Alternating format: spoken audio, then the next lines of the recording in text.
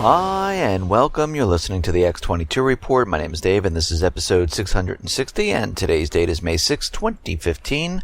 And the title of this episode is The Economic Storm Has Reached the U.S. and It Will Wreak Havoc on the World.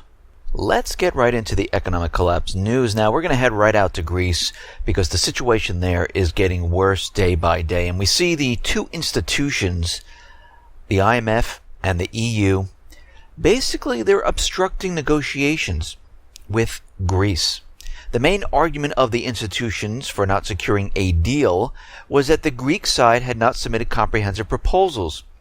Now it becomes apparent that the proposals have been submitted and substantial concessions have made towards clinching an honest compromise. But the IMF considers reforms in pensions and labor as its red lines, while it is not so strict about the primary surplus. The IMF is also considering a debt write-off to make it viable.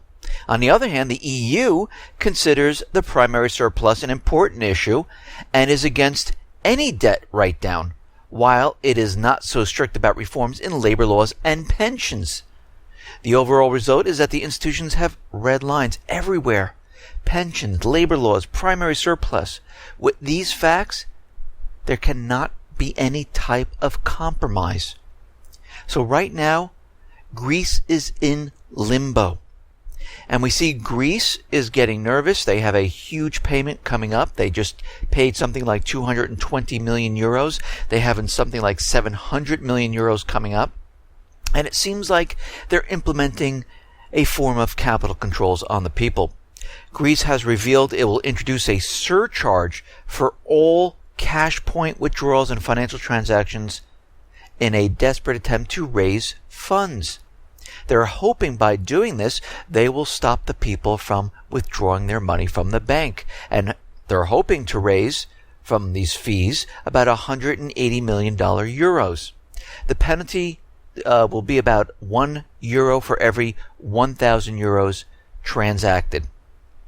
While the measure is unlikely to impact on a day-to-day withdrawals, Greece hopes it will deter citizens clearing out their bank accounts. So we can see already they need this money to stay in the banks. They can't have it being taken out, and we know a lot of the Greek people are very nervous. The pensioners are very nervous. They're coming in, they're taking their money. A lot of people are withdrawing their money because they're nervous about what's going to happen. They don't want to be Cyprused. Basically what that is one day the Cyprus people went to sleep on a Friday. Saturday they woke up and guess what? The banks were shut down. And the government, the central bankers said, listen, we're going to take your money. And you can't take your money out, and we're going to implement capital controls. It will be stuck in there for over a year.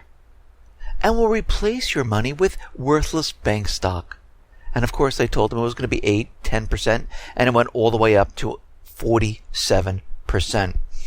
Now, we understand the economies around the world, they're not doing well. Europe is not doing well. We see signs in the UK. We see it in Germany, Canada, Australia. Yes, here in the U.S. But the Eurozone, their retail sales were weaker than expected in March. Data showed on Wednesday turning negative on a monthly basis for the first time since last September. The European Union Statistics Office, Eurostat, said retail sales in the 19 countries sharing the euro fell by 0.8% month on month. So it shows us that things are really starting to slow up. Things are starting to fall apart. And here in the United States, what do we see? We see that every day more and more information comes out to show us that the economy is not doing well. And we can see right now U.S. economic confidence has just crashed most since July. Despite record stock prices and all the weather excuses for the current economic weakness, the Fed promising that growth is here and everything is rosy and everything is fine and everything is going as planned, Gallup's U.S. economic confidence index plunged by 9 points last week, the largest week-to-week drop since last July. And we can see right now is that the main driver was a collapse of hope as outlook fell to November lows. People are looking at what is going on. They see their strip malls becoming empty, stores closing in the malls. They see that they're putting their house up for sale and it's getting more and more difficult to sell their home. They see that, my job is in jeopardy. I might be the next one laid off because 2 of my coworkers were just laid off. And they're reporting back to me saying, I cannot find the same job. It's getting more and more difficult. I don't understand this. Unemployment, the government is telling us, the central bankers are telling us, it's at 5.5%. But I can't find work. And we can see that people are starting to realize something is going on here, and it doesn't make sense. ADP just reported their employment report, and this is the biggest miss in 4 years and missing for 3 straight months. April printed a very weak 169,000 jobs when they were expecting it to be over 200. Even worse, February and March was revised even lower. This is the lowest that we've seen for a long time. Manufacturing jobs lost about 10,000 jobs in April, and the goods producing sector lost about 8,000 jobs. And we can see right now we are in a downward trend. If we go back to November of 2014, we see their numbers came in at 284. December of 2014, the number came down to 275. January, 220. February, 200. All blamed on the bad weather, by the way. People just couldn't get out there to get those jobs. March, 175, and here we are in April at 169. It is a downward trend. It is getting harder and harder for people to find good jobs, and more people are being laid off. And we understand while this is happening, retail sales are plummeting, house sales are going nowhere. As the interest rates tick up a little bit, it knocks more and more people out of the area where they can afford to purchase a house. And when this happens, we see mortgage applications, they dip down. And as of the week of May 1st, mortgage applications dropped another 4.6%. The American people are just tapped out. They don't have the funds, they don't have the job, they don't have the disposable income. Most of the people today are living paycheck to paycheck. It is getting harder and harder. A lot of the graduates coming out of college have this huge amount of student loans, and they can't find that high-paying jobs. It's very difficult. And the government right now is using the subprime mortgages to pump up the housing recovery. I mean, it seems hard to believe, but the government is purposely recreating the mortgage debacle of 2007, and we discussed this many times. And basically what it's doing, it's luring the unsuspected blue-collar worker in, saying, this is a great time to purchase a home. Prices are very high. I can get a mortgage even though I have bad credit. I don't have that much for the down deposit. And it's the same thing that occurred back in 2007. Right now, the market is at its height. It's starting to fall. Prices are coming down. People are having a very difficult time selling their homes. They're on the market longer and longer. I see where I am right now, and I look around and I see houses on the market 60, 90, 120 days. And what we're seeing is that the government right now, with Freddie and Fannie, they implemented these new programs that allow people to come in with subprime credit, no deposit, and they can get a mortgage.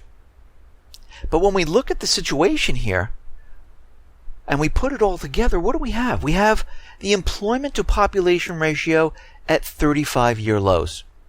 Now, of course, they're trying to convince us the housing market, the retail market, the economy is doing better.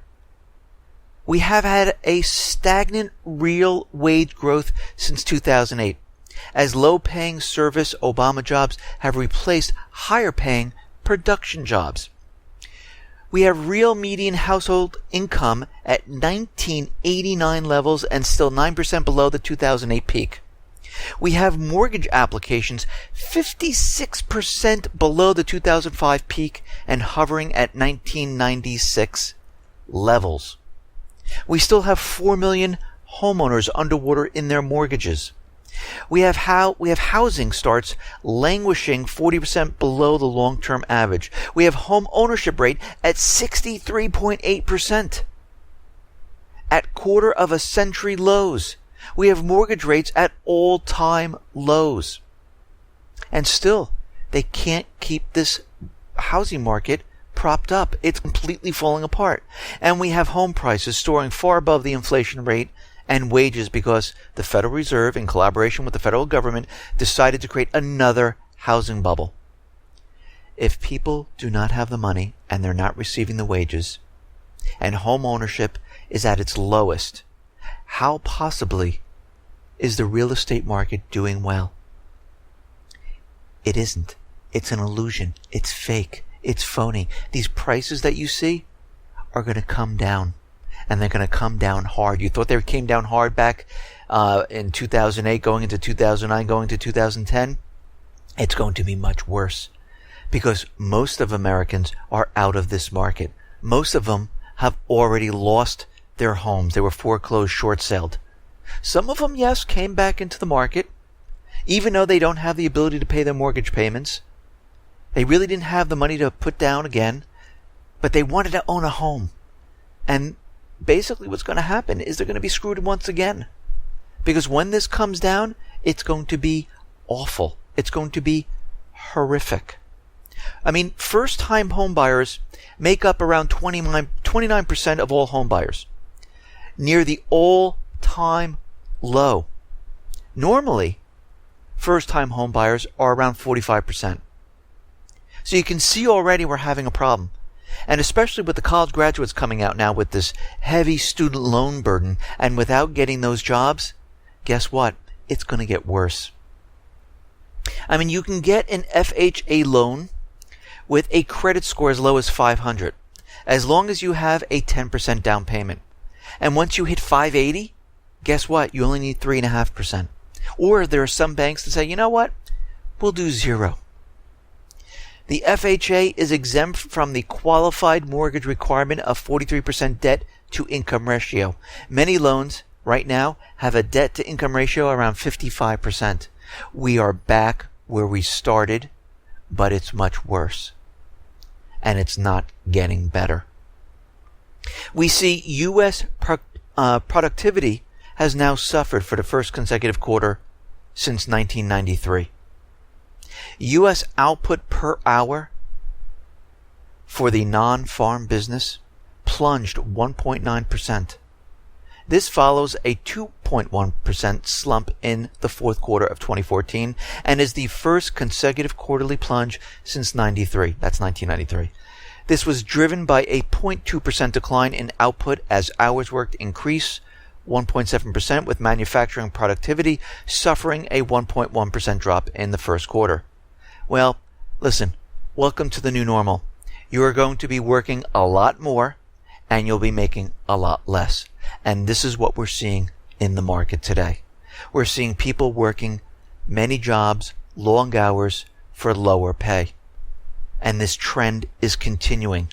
It is not getting better. Manufacturing is not going to get better. Why? Because the American people are not out there purchasing. They don't have the funds. And it's self-evident in the Baltic Dry Index. It has fallen again by 5 points. We're down to 575. And this is the raw material, like I've been saying in all my reports, that is used for manufacturing. And right now, where is the economy going? It's not improving. It's falling apart. And I know the talking heads on the financial networks, the corporate media, they keep spurting out, well, with our unemployment at only 5.5% and GDP in the positive range, we're seeing growth. No. What they're not talking about is that these numbers are manipulated. Yes, on face value, if you go with the manipulated numbers, yeah, you could say, yeah, the economy might, make it. But these are manipulated numbers. That's what they're not telling you. They're making you believe that these are the real numbers and this is what we're going by. They're trying to make you believe that the stock market, oh, this is completely natural. This is how the market works. No, it is completely manipulated for the central bankers, for the elite. They need to keep the system propped up, and this is why they're doing it. And while they're doing all of this, they're trying to put forth more laws. They're tricking the American people, trying to convince them that everything we're doing is for the best interest of the American people. And we know, no, it is not. I mean, take, for instance, the Trans-Pacific Partnership. We know this is not for the people. Why? Because it's secret. The people can't see this. And let me just say, to see the Trans-Pacific Partnership, this is what you have to go through. That you need to be a member of Congress. You got to go to a classified briefing and leave your staff and cell phone at the door. If you're a member who wants to read the text, you've got to go to a room in the basement of the Capitol Visitor Center and be handed the Trans-Pacific Partnership one section at a time. You'll be watched over as you read it and forced to hand over any notes you make before leaving. And no matter what, you can't discuss the details of what you read. So what does this tell you? If it's so secret that nobody can discuss it, it is not for the people. Because if it was truly for the people, they wouldn't care. They would say, look, see, read it. It is totally for you. That's why Obamacare, they didn't want anyone reading that. Because it was not for the American person. It was for the insurance companies. It was for the bankers. It was to raise revenue. The same thing with the Trans-Pacific Partnership. It is for the government. It is for the central bankers. It is for the corporations. It is no way at all good for the people. And we can see throughout Europe, they're protesting. Anti-TTIP activists have repeatedly complained that the deal negotiated without due government or expert oversight would benefit big corporations while undermining environment and labor standards, and it would not be good for the people. More than 1.7 million people in Europe have signed a petition against the proposed TTIP agreement, as well as against ratifying a similar deal with Canada known as the Comprehensive Economic and Trade Agreement. The people are speaking out saying, we have a problem with this. And the government is continually trying to tell everyone, this is good for the people. Trust us. Well, you know what? After all the lies you've been telling us, we do not trust you whatsoever. You know how we'll trust you? Prove it.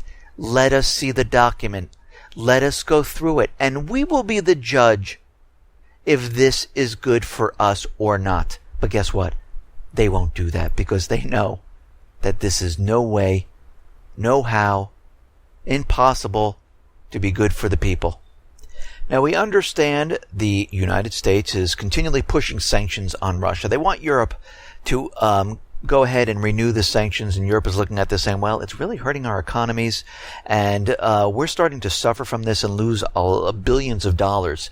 And we don't know if we really want to go along with this, and the United States is saying, you have to. These are sanctions against Russia, but don't tell anyone that we're continually importing oil from Russia. And this is really starting to hurt not just the European countries, but it's hurting Japan. The cost to Japanese business of sanctions imposed against Russia by Western countries could be $10 billion, according to the Russian Trade Mission in Japan. Japan and Russia, they do trade goods. Japan imports about $22.2 billion worth of goods from Russia, and Russia exports about $8.2 billion to Japan. And there could be a loss for Japan because of these sanctions. And we're seeing a lot of these countries getting hit by these sanctions. We see Russia and China, they are making their own trade agreements with different nations in the Asian area. We see the Vietnam-Russia trade agreement. They're going to be signing this, and it's going to be completed for signing. Both countries will consider using their national currencies instead of U.S. dollars in trade after agreeing in principle to establish a free trade zone. And we're starting to see this a lot in all the different countries where they're saying, you know what, we're just going to bypass the dollar. Let's trade in our own currency. And this is really gaining steam around the world, and everyone is looking to bypass the dollar at this time. China right now is one step closer to becoming the world's gold hub. China's ambitions to become the world's leading gold trading hub and international financial hub have taken another step forward. China, the world's largest gold producer and buyer, feels its market weight should entitle it to be a price setter for gold bullion. It is asserting itself at a time when the established benchmark, the century-old London gold fix, is under scrutiny because of long-running allegations of price manipulation, and we know the precious metal industry is completely manipulated. And this new Chinese gold price benchmark is going to launch by the end of this year. The Shanghai Gold Exchange opened last year and trades in contracts for physical gold. So you need the physical. It has quickly been establishing itself as the fastest growing gold trading hub in the world, and as there are many participants in the gold market that are now moving away from the COMEX. There are many different banks that have joined in with this: Australia, New Zealand Banking Group, Standard Chartered, HSBC, and many others have joined in with this. And we're going to have to watch the precious metal industry to see how this really affects it when this thing goes completely live this fall. And this could make gold go right up. And we're going to have to watch to see how this plays out. Now, out in Baltimore, we understand there were protests, there were riots, and the U.S. government was involved with agent provocateurs, basically kicking this whole thing up. And they had many different agendas associated with this, and one of them was trying to push martial law in this country. Now, they tried to kick it off. There were many protests happening around the country, and they really tried to push this very hard. The other agenda is nationalizing the police, and we saw it in Ferguson, and we're starting to see it all over the place. And they've been doing this for quite a while. DHS has been giving local law enforcement machine guns, fatigues, Stingray listening devices, tanks. And we can see right now, every time one of these situations where there's protests and then there's riots, the federal government steps in and they want to nationalize and take over the police force. They want everything being reported back up on a federal level. And right now, Baltimore Mayor Stephanie Rawlings Blake announced Wednesday a new partnership with the Department of Justice that gives the federal authorities the power to investigate and perhaps change the city's policing practices. And of course, they're going to give them federal money, and they will all then report to the federal government. This is basically nationalizing the police force so they can control all local law enforcement in the country. DHS has been doing this, and we can see right now this is part of the agenda because they know when the system comes down, they need all law enforcement in line with what they're planning to do, and that is to control the riots, go pick up those people who are a threat to their authority, and we can see their plan is in motion at this time. We see other countries doing the same thing. I mean, France right now, and of course this is all being done because of terror, and this is what they use. They use fear to make people do things they normally wouldn't do, to give up their rights. And we can see it is working in Canada. They're trying to fight it. It's working in Australia, France, Belgium, UK, U.S., other countries. And in France, we see that France right now, as we know, they're banning cash because, terrorists use cash, criminals use cash. And they're trying to reduce freedom, privacy, and basically they're enacting a law very similar to the Patriot Act. But the ban on cash will restrict the use of cash by French residents, and they will not be able to trade or transact in certain denominations. On September 2015, these measures will be implemented, prohibiting French residents from making cash payments of more than 1,000 euros, down from the current limit of 3,000 euros. They will also limit foreign tourists on currency payments, which is at 10,000 euros, down from 15,000 euros. We can see right now they've implemented a new set of laws that will allow the government to tap the phone lines, go through mobile phones, intercept emails, take secret photographs, enter homes, to place microphones without preliminary approval of a judge. You can see what they are doing at this point. They are spying on all their citizens. They need to know what everyone is doing. The same thing is happening here in the United States. And all these countries, they're violating the rights of the people. Here in the United States, they're violating the Fourth Amendment, but they don't care because they understand when this system comes crumbling down, they realize it's going to be a disaster. And they're nervous about those people organizing groups of saying, you know something? I believe it was the central bankers. I believe it was the government who did this to us. We need to remove them. We need to do what they did during the revolution. Get rid of the bankers. Give the people the rights. Because you can see the same thing is happening. We are headed towards the same exact thing once again. Our founding fathers told us that this would happen. That this was not permanent. That this, I believe they said it was going to last about 100 years. Well, it lasted a little bit longer. But guess what? We're going to have to end up fighting once again. And when I say fight, it doesn't mean with weapons. It doesn't mean go out there and kill people. It means do it peacefully. A peaceful revolution, a peaceful protest will bring in more people. The voice will get louder. It will get stronger. It will grow. It will force the government as it grows to listen. And if they don't listen, it grows even more. And before you know it, the government will have to listen. And of course, they don't like to. They will try to use force against the people. And this is what always happens throughout history. And every time they use force, they will be on the losing side. Because the people are fighting something that's near and deep to them. The government is just fighting for power. And the people, the population of the people, will always outnumber the government. And we can see, at this point, we're at a crossroads now.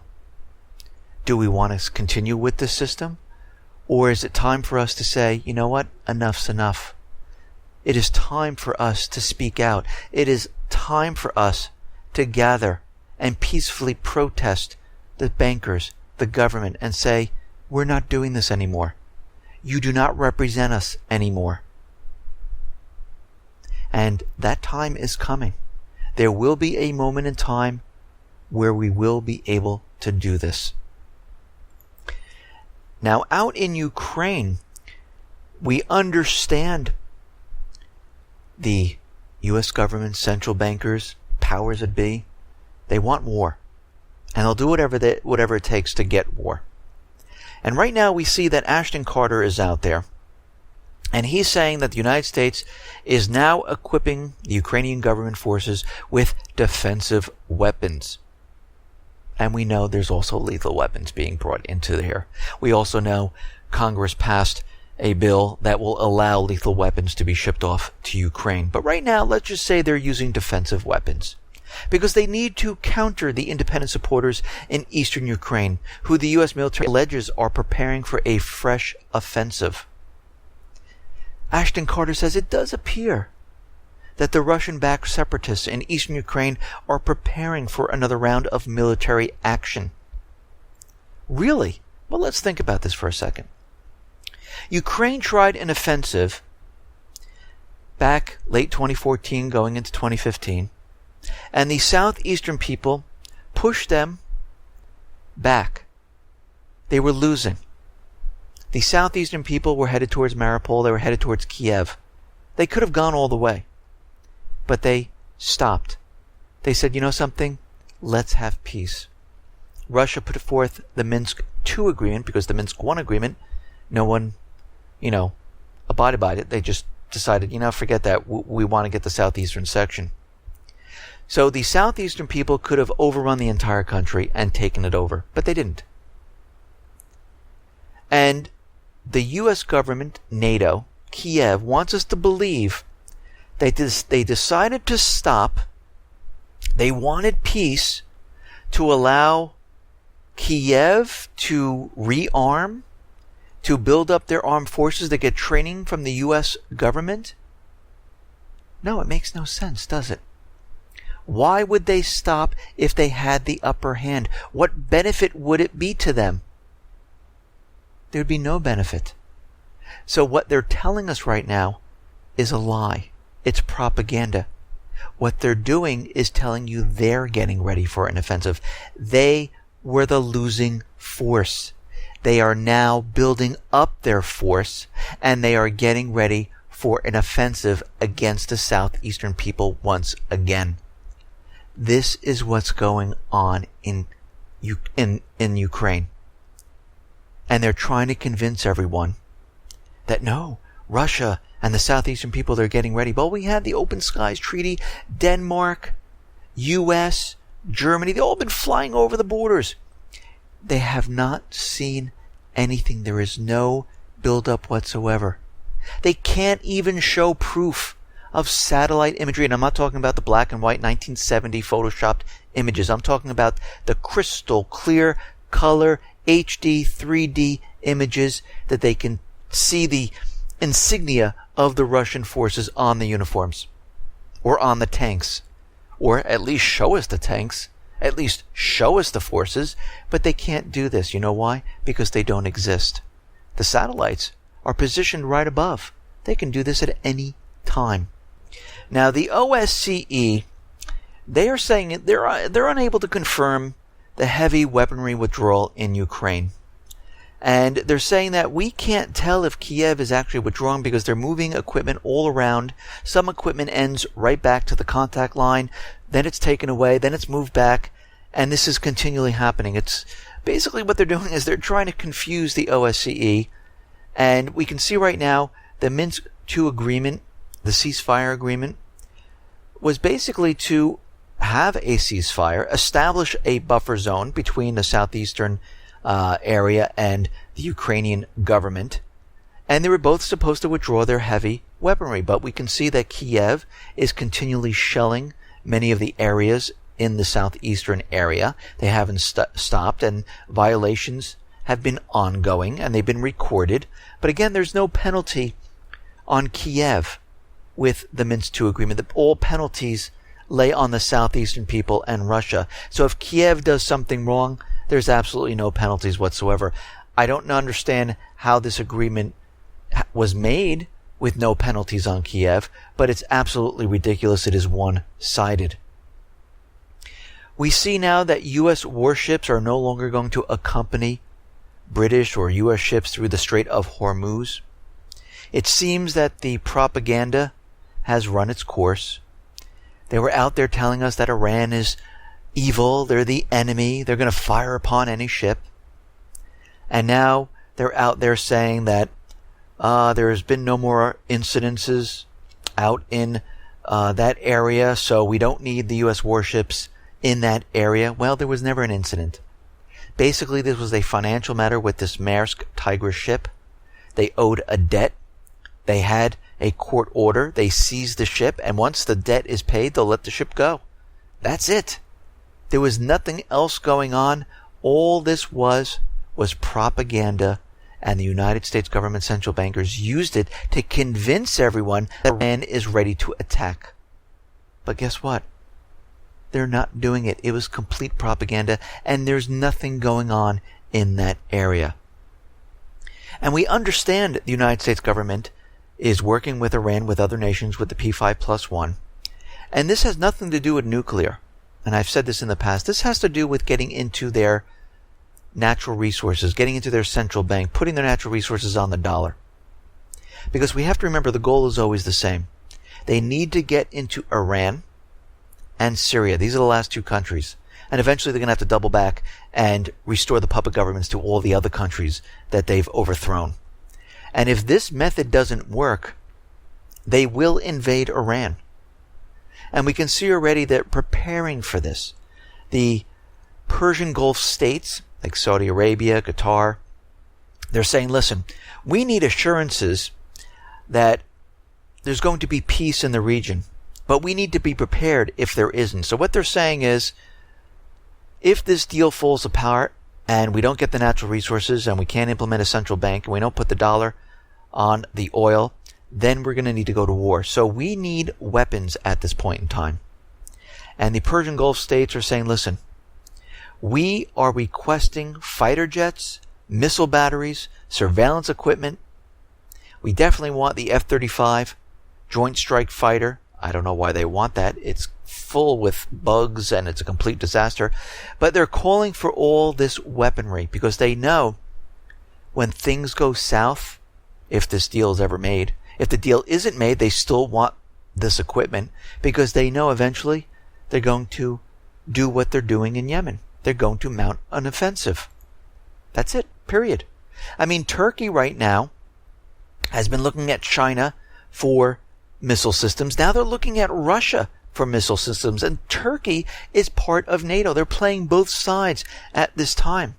The United States has approved a $21 million sale to Jordan of Black Hawk helicopters to transport the royal family and high-level officials.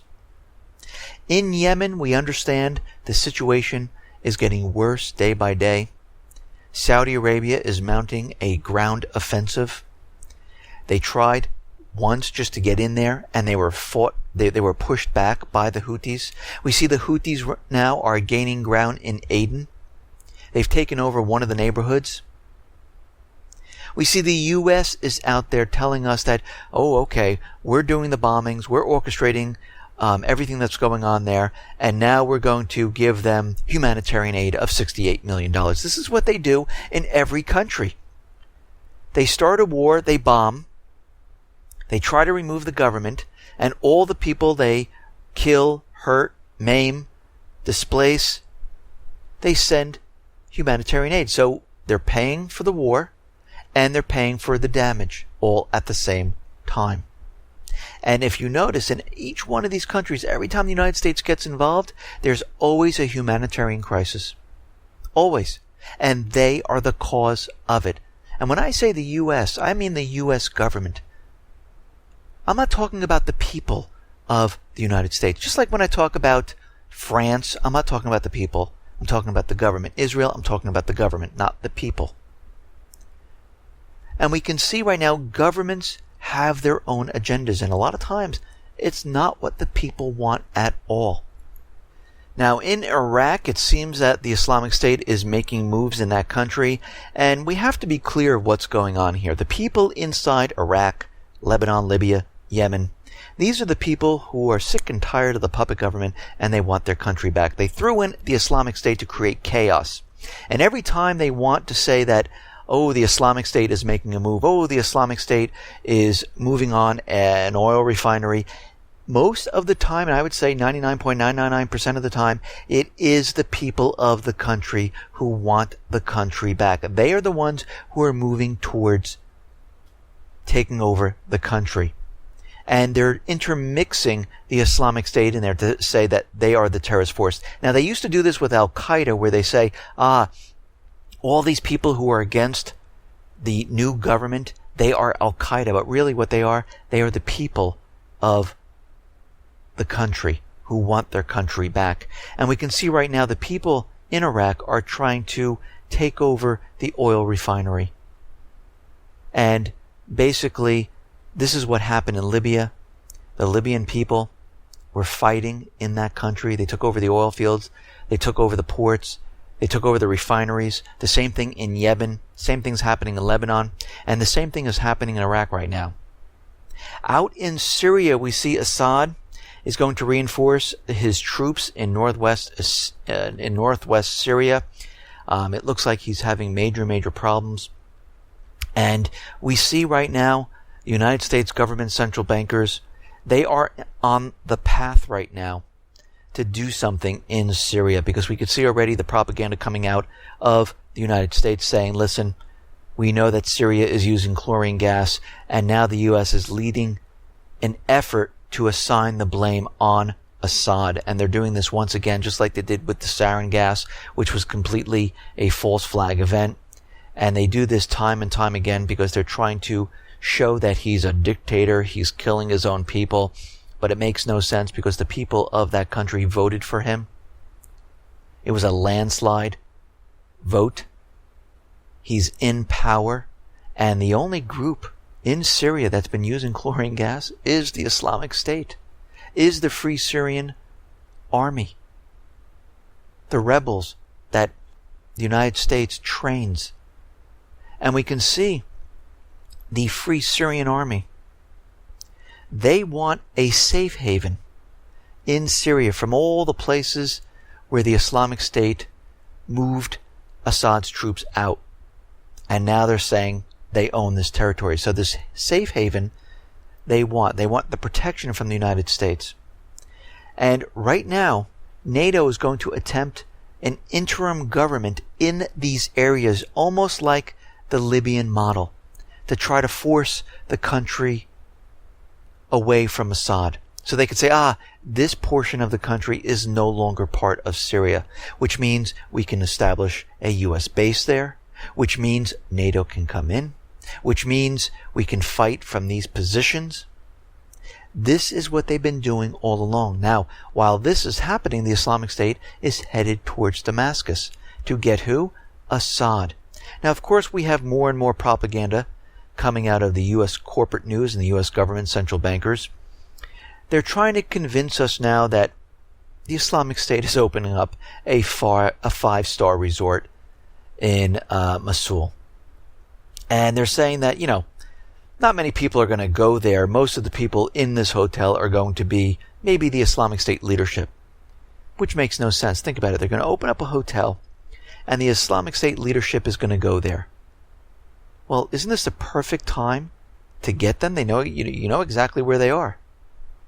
It makes no sense. Basically what they're doing, they picked out a hotel in this area where the people have controlled. They made a deal with them. They raised the flags up. They took a snapshot and say, now we have the hotel. It's a very simple thing to do to fool everybody. We see now that the entire false flag event in Texas was completely botched. It didn't do what they were supposed to do here. And we see a lot of alternative media, new media, and even corporate media coming out saying, Pam Geller is not for freedom of speech. She orchestrated everything here. And of course, the message now is that, the Islamic State is coming after her. Well, this is propaganda to convince everyone that, the Islamic State is here and they're coming after everyone. And she's trying to include herself in this. But guess what? It is too late. But what's very interesting about this is what comes up June 1st. That's right. The Patriot Act. And we have to remember the Patriot Act is set to expire. And all of a sudden, we had an attack from the Islamic State. And the reason why all of this is happening, and remember, this is all for many different agendas why this happens. One of them is to convince people that we still need the Patriot Act because Section 215, the lone wolf provision, and the roving wiretap provision will be dropped. And basically, the NSA, the FBI, who's been interpreting this section where they can spy on everyone, it will disappear. And this is why they're trying to push the U.S. Freedom Act, which is basically the same as the Patriot Act. And this is why we're starting to see this terror. And the other reason is to convince people that the Islamic State is coming to get us, because they also have the authorization for war in Congress. And now we see the Islamic State is out there, and they're sending the message that they have 71 trained soldiers, 23 signed up for missions like Sunday. They are in 15 different states, and they are ready to go. They're ready to pull this off. They're ready to bring America to its knees. Unless the Patriot Act is passed, reinstated. So you can see what they're doing here. Now, are they getting ready for the main event? Well, we don't know for sure. But we can see there's a lot of propaganda coming out, and we know if this goes live and they get the green light, because we know all agents have been pre-positioned. Things have been in motion. Things have been planned for a very long time. This just didn't happen yesterday. This was already done, ready to go, just like 9/11. They just didn't come out one day and say, hey, let's fly a plane into the towers. That was orchestrated and planned by the CIA, by Mossad, and many other people for a long time. It took a major intelligence state actor to pull that off. The same thing is happening right now. And they're basically telling us that, yes, this is going to happen. The question is, when? And we have to be awake enough to say, we caught you. False flag, false flag. This is you raining down terror on us to convince us that we need to go to war. To convince us that it's time for us to go fight. To convince us to remove more of our rights. And guess what? At this point in time, this is the time for the American people to stand up and say, no, we are not going along with this. Listen, everyone, thanks a lot for listening. Be well, be safe, and especially be prepared. Thanks a lot.